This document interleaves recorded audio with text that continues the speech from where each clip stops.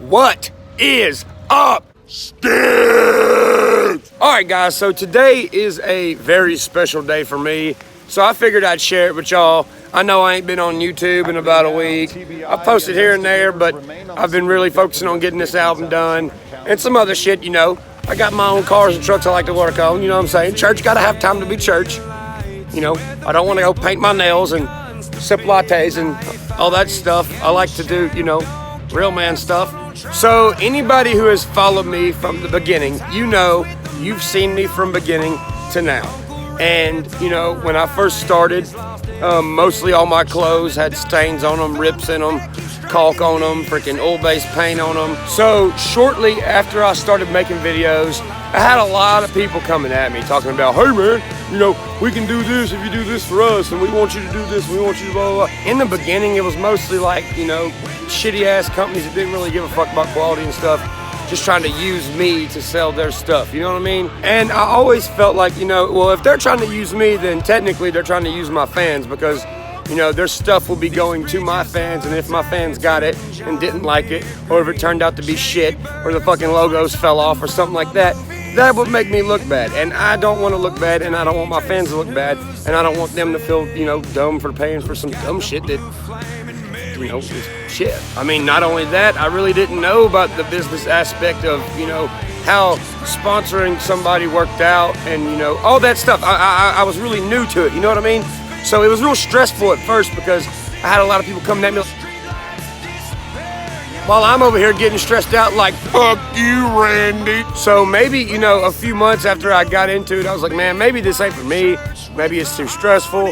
It's a lot of stuff to deal with. I gotta figure out, you know, where I'm gonna get this merch from. I gotta figure out how I'm gonna send all this shit out on time. I'm gonna have to figure out how to do a lot of shit in order to be able to have merch for my people. And keep in mind, this is like 3 years ago. At the time, I really didn't know much about social media. I knew how to click the record button and make a video and speak my mind and show it to everybody else. But it was also very discouraging because, you know, I had a lot of motherfuckers that were like, fuck you, hillbilly.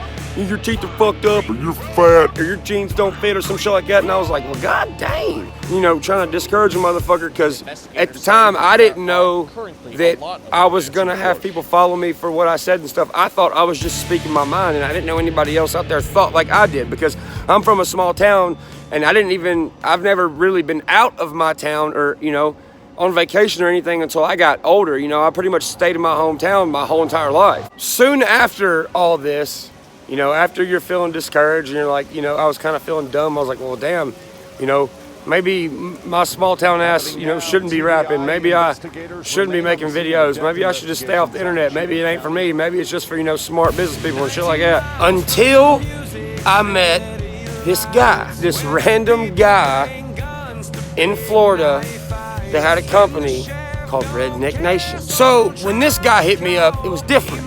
You know, he didn't hit me up and be like, hey, I've been watching your stuff, and I got this stuff you could do, and I got this stuff you could sell, and you should put this link in your blah, blah, blah, blah, and you should represent us and all this stuff. He didn't even come at me like that. And that's what caught me off guard, because I knew he was a company. But more so, he come at me like, hey kid, you're on to something, you know that, right? And you could be something great, and you need to step your game up in this area, in this area, in this area, and you need to keep speaking the shit you're speaking and making the songs you're making, because it actually speaks to people just like you who think you don't belong here, when really you do belong here, because you belong here for the other people like you. So I'm sitting there thinking, I'm like, you know, what's so special about me? Like why do I need to represent for people like me? Like, I don't get it. Because you gotta think, dude, I come straight off of a construction site. I didn't know shit about Instagram. I didn't know shit about Facebook. I didn't know shit about shit. I mean, at that time, you know what I knew how to do? Putty holes, cut in windows, paint baseboard.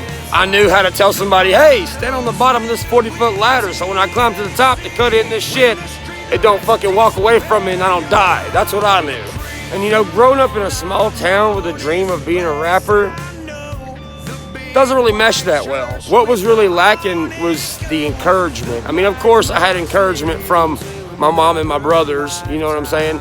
But they're your mom and your brother. When somebody you don't really know that has cool shit tells you, hey, keep at it, you kind of feel like, you know, okay, keep at it. I feel you. It gives you that that burst of encouragement to be creative, to strive, to want to win. But when you're growing up and you're in a classroom in a small town and the teacher asks, what do y'all want to be when y'all grow up? And he picks on you and you say, I want to be a rapper. And he laughs and some of the students laugh. You feel like complete ass. But you know, feeling like an ass for having a crazy dream versus conquering the crazy dream and proving everybody wrong and making them look like an ass is the best feeling in the world. And after the encouragement Redneck Nation's given me and the push they given me and the advice that Bobby, the guy who owns it, has given me, and you know, becoming not business partners but more family guy. I look up to this guy, you know what I mean? I knew exactly what the hell I was gonna stand for. And that's to give people the encouragement when they think there's nobody to give them encouragement. And when it boils down to it, when you step back and you look around, that's what lacks in America these days. Giving other people encouragement, because everybody wants to tear each other down because they're scared they're not gonna win because of the next guy. And that's not the case. And the most important thing I've learned in this journey so far, being sponsored by Redneck Nation and being around wise people, is that there is absolutely nobody in this whole entire world, in this whole entire atmosphere, in this whole entire universe that can stop you from succeeding the things you want to succeed. The only person that can stop you is yourself. You are your worst enemy by far, and you are your worst critic. But here's exactly what you do. And there's people that write books about it and all that stuff. I ain't writing no book because I don't even read no books. There's plenty of books out there that are speaking on the same shit that I am, like the book The Secret. But I don't write books. I make videos and I show you guys. And if you go back from the beginning when I started to now, it's a totally different story in such a short period of time, because I learned to really believe in myself through other people that really believed in me. And when I say other people, I mean all of Redneck Nation, you know? You don't have to be filthy rich to be successful. You don't have to be filthy rich to be famous.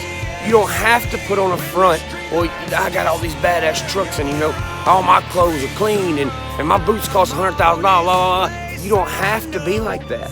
You can be yourself, and that's why I tell all these rappers all the time, man, that are coming up in this game, because I've learned through Redneck Nation that you don't have to put on a facade for motherfuckers to like you. That's why in the beginning, I didn't start off rapping about big fucking trucks I didn't have. I didn't start off rapping about, you know, rims I couldn't afford and all this other shit. I started rapping about not being able to afford that shit. I started rapping about not being able to have those things. But I rapped about my junky ass Ford that didn't have second gear and no radio and the windows didn't roll down. Because you know what? I was proud of that. I was proud of having that shit because it was my shit. But of course I wanted better for myself. Of course I wanted to be able to buy that motherfucking big ass 5.9 common rail Cummins. But I couldn't. I didn't have no money for that shit. You know, I wasn't in a position where I could do stuff like that. But I was a dreamer. I was a dreamer. I dreamed of having that shit.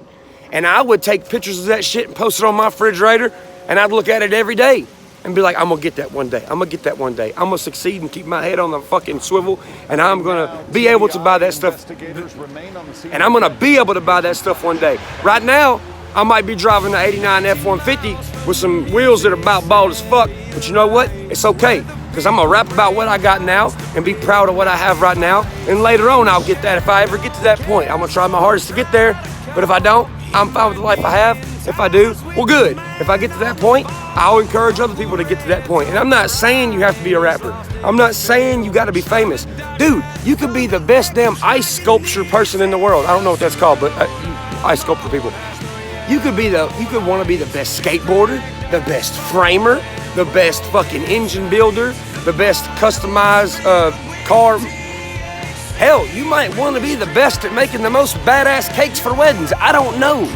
But what I'm saying is, whatever it is, you can do it. If me, a redneck kid from the middle of nowhere in Tennessee, in a small town with a thick southern accent, can become a rapper that is known in every state of America and surrounding countries of America, then what the hell is stopping you? What is stopping you? Ask yourself right now, what the fuck is stopping me? Is it somebody bringing you down? Is it somebody saying, oh no, that can't happen? Fuck that. Cut them loose. Cut them loose. And surround yourself with people who is going to tell you, yeah, you can do it, man. Keep going, keep going. Because that's what you need to be successful. You don't need a big fucking business investor. You don't need somebody, you know, that's going to put your face all over billboards. You don't need that. All you need is good work ethic and a motherfucking dream, dog. And that is what today's about. Today is special to me because right now, I am at the Redneck Nation warehouse. And I just want you guys to take a second to realize 3 years ago, I was driving junk. I dressed like junk. All my clothes were ripped up. Right now, I want you folks who've been watching me for years, I want you to remember that hat that I posted yesterday on Instagram. Yes, that airbrushed hat from Cheatham County Fair that I got made that said raise hell and eat cornbread to now. I'm about to take you guys into the Redneck Nation warehouse and show you where we've gone, me and you guys, from then to now. And I want you to compare, and I want you to realize, and I want you to see, and I want to see your opinion, and I want to see your opinion on how I've stayed the same from start to now. And I want you to see how much the shit has changed throughout the years. Come on, let's go. TBI investigators remain on the scene of a death investigation out in Cheatham County. 19 miles from the Music City lights, where the people bring guns to big night fights. And the sheriff don't care, so don't try to call. He might be in ties with the man on the farm. Uncle Red's on the ride and he's lost in the field, trying to dodge that thunder that keeps striking these hills. The road I'm on has no yellow lights, just cracked asphalt and broken sides. The potholes filled with THC. When the streetlights disappear, you're on the creek. Creek Road, Pine Creek Road, Pine Creek Road, Pine Creek Road. Donald, how you doing today, bro? Keep keeping it real, man. Keep grabbing those haters by the pussy, you know what I mean? He doesn't really talk that much. He just pierces your soul with American pride. Isn't that right, Donald? He don't talk that much. Check this out, check this out. Look at all these Confederate flag hoodies, bro. Oh my God. You busy right now? What you got? I was just kind of gonna get you to go around at each machine and tell them what it is and what it does. This one here is our CNC machine. You can basically cut anything you want, cylinder heads down to tiny keychains and bottle openers and Christmas gifts. It does a ton of stuff that I don't even know how it does it all. It's way more functional than I can ever dream of. And we have our laser printer, which we have a tumbler in there right now cutting. Oh, really? Yep. I'm gonna stay here till the tumbler gets done so you can show them what it looks like. Oddly enough, it's an RHTC fist coming out of it. Comes out like that, and then we wash it. Woo! So, is it hot? No. Look at that, boy. Drop your Yeti. This is the same as a Yeti. Keeps it just as cold as a Yeti. And it fucking looks cooler. All right, guys, so I hope you enjoyed seeing around the Redneck Nation headquarters. I will see you guys on YouTube Monday.